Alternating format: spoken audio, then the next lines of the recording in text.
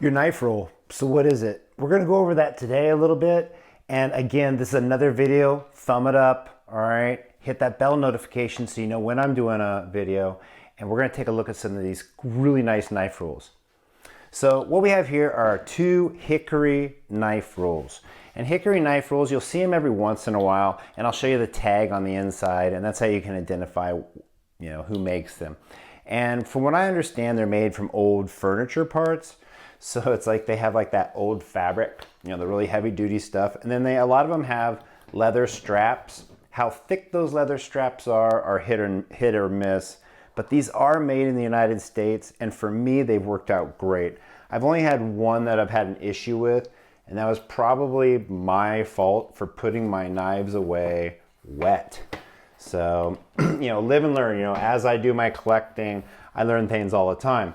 And if you guys watched my last video, this knife roll has changed a little bit. Not this one, the one just behind it. So I've added a few knives to my collection once again, thanks to your support. I appreciate it. Anytime you guys buy a knife from me, all right, that I'm advertising, it helps me purchase another knife and add to my collection. And what you're looking at here are two knives that I'm going to be putting up for sale here pretty soon. And we have the President's Choice.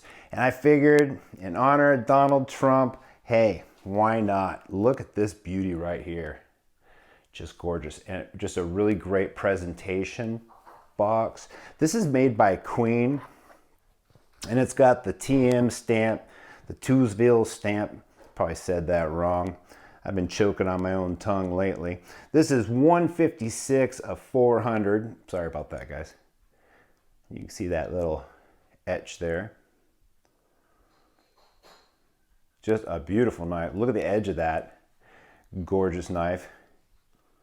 And this is, again, a good buy. This was part of my collection. I just absolutely love it. I don't know. I just want to go in a different direction. As you can see, I don't have any elephant toes. And I'm just going, oh, look how beautiful that is. Again, I have changed my mind on a few knives that I put up for sale, and I take them down. This one might be one of them. I don't know. It's just so beautiful. You can see my Flash shirt. Yep, me talking to the camera, and I am wearing glasses now because I'm getting older. This is unoiled, and so the walk and talk, if oiled, it gets a lot better. I'm running it a little bit dry, and that's because just for pictures and to handle it, I don't want to get fingerprints all over this thing. It is just really beautiful. And being so slim, a little bit of oil in there on my part might mess up the knife if someone wants to take a deeper look at it currently. Here is a cotton sampler. Again, another beautiful knife. This is amazing. You think, oh, it's just a little black box. Hold on, folks. Give me a second here. It actually has a box. What's a cotton sampler? Check out the blade of this thing. Voila. This thing is built. Just gorgeous. Again, ooh, look at that. That is the reflection that this thing produces. Quite an amazing knife. And of course, you guys want to see the handle. All right, I got you. Sorry about that. Let's get some good light on this thing. That's what you guys came here for. So yeah, this cotton sampler, look at all you got the fluted bolsters, little, what is it? I forget the striping's called.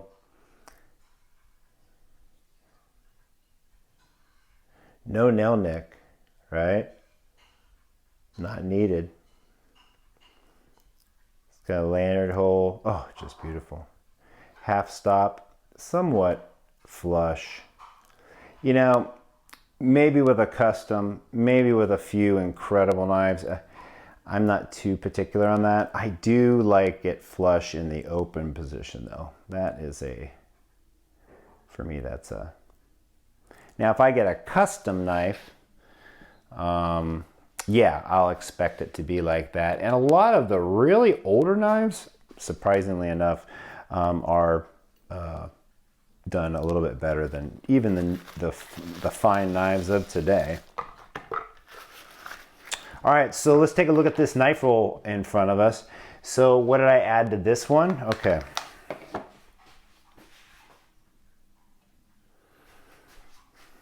So we have this Ka-Bar fishing knife.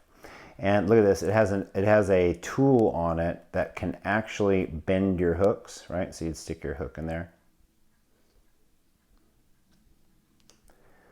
Look at this knife, just gorgeous.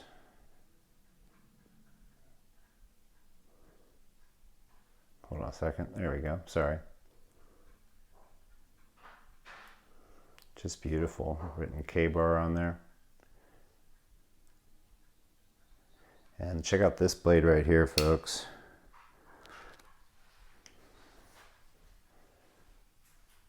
Isn't that neat? Ka-Bar makes some really great stuff. And then you have a sharpening stone. And this one's not sticking above. That's nice, huh? The newer one, like a case, has it sticking above.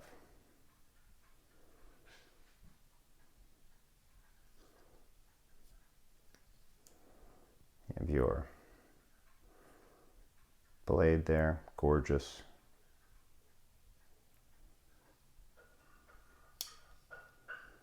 It's rather sharp, so I want to be a little bit careful here.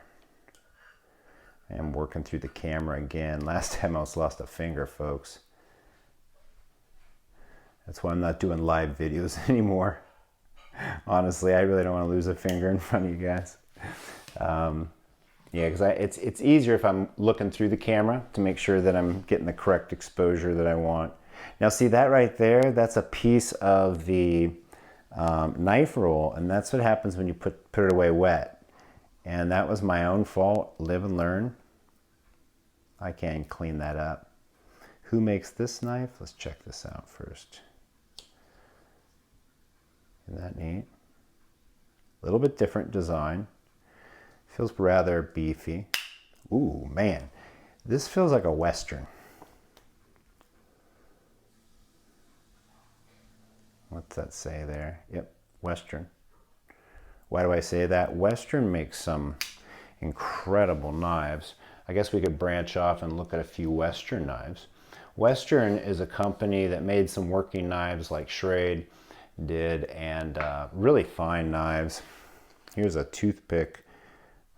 Ooh, that's a Robeson toothpick. Oh man, nice polish on that, huh? Those old knives really had a nice polish on them. But yeah, Western made some great knives, and I've showed them to you before. Let me see if we can, and I can also show you the few knives that I did add to the collection.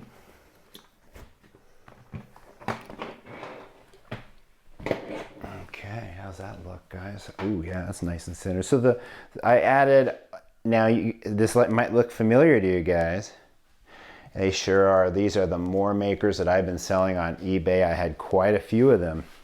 And I told you guys they were beauties and that they were worthy of my collection. So yes, I decided to add 2 of them to my own collection. These are absolutely incredible knives. I have a few more for sale, but obviously this red one is the last of the reds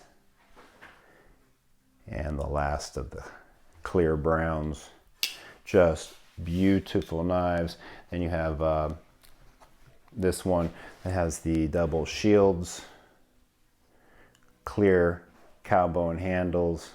Same thing, just a real beautiful knife with the incredible, beautiful blade. These are full-size trappers. As you can see, they're right next to your case knife trappers. So you get your case, More Maker case. That's a rather large one. That's from the 80s. A smaller version, great one with half stops. This is a real workingman's knife. This is a CV. This is a rather new one from the 90s. Great little knife. No, see, again, you're not going to get flush at your half stops, but you will get your adjustment right on lockout, and that's what you expect for for a $35 knife, a working man's knife. Same thing, but that's okay. That's what you expect for what this is. An incredibly adjusted knife, great knife, CV blades. They stay razor sharp. Good knife made by Case. Another one that was hand-picked by me and added to the old collection. Back to those Westerns again. I'll show you a Western Trapper. And you can just see the difference between this Trapper and maybe a Case, which is more elegant.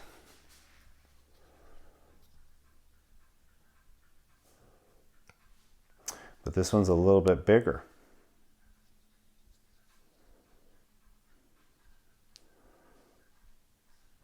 It's bigger all the way around, everything, back springs, the whole bit. Let's check out this master blade on this Western. Nice half stop, completely flush, right? On lockout, not flush. Can't be perfect, right? But that's okay. That's just being nitpicky. Look at this, just beautiful. Let me see if I can get this lighting better for you guys. Just so awesome, this blade.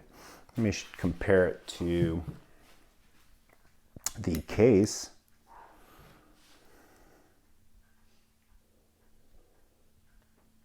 So it's a little bit bigger of a blade. Got a nice swedge on there too.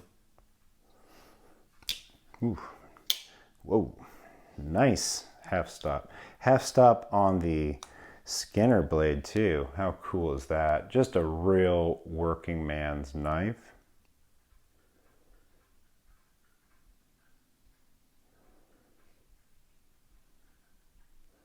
Just cool. Nice. Okay, well, I hope you guys enjoyed that. Just a quick video for you guys. So yeah, check out my eBay listings again, like usual, and you guys can check out this cotton sampler. Got some beautiful pictures on eBay that you can at least look. Put a dream bid on there for me. Hook me up, you know. Put 20 bucks on there, whatever. Any type of interest that you show towards my knife helps out the knife community. Just by going on eBay and showing interest or following your favorite eBayer or putting a dream bid on knives, boost the value of our collections. It shows interest, it shows engagement from the knife collecting community. There's a lot of communities that don't have what we have.